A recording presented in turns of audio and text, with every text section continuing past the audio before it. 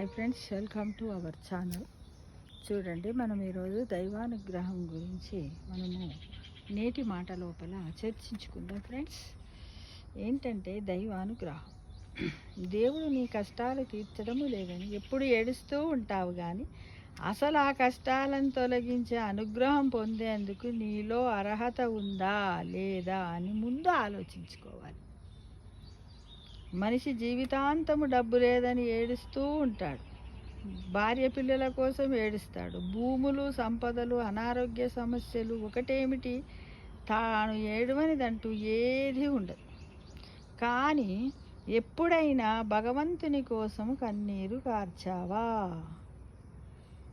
తన్మయత్వంతో నామస్మరణ చేస్తూ ఎప్పుడైనా ఆనంద బాష్పాలు కార్చావా అని ఎప్పుడైనా నీవు ఆలోచించుకున్నావా?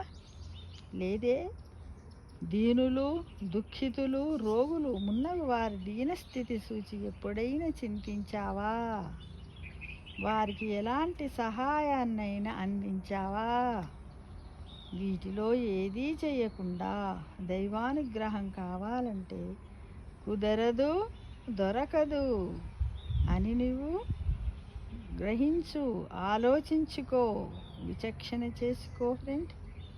అయితే వీటిలో ఏ ఒక్కటి చేసినా కూడా నువ్వు దైవానుగ్రహానికి అర్హుడవే అని ఆలోచించుకో. నువ్వెక్కడికి పోకు, దైవానుగ్రహమే నిన్ను వెతుక్కుంటూ వస్తుంది అని నువ్వు స్వాగతం సుస్వాగతం అంటూ వెల్కమ్ చెప్పుతూ నువ్వు నిశ్చయంగా చక్కటి మనస్సుతో శాంతిగా ఓర్పుతో ఆనందంగా ఆహ్వానిస్తూ ఉండు ఫ్రెండ్. సమస్తలోక సుఖినో భవంతు.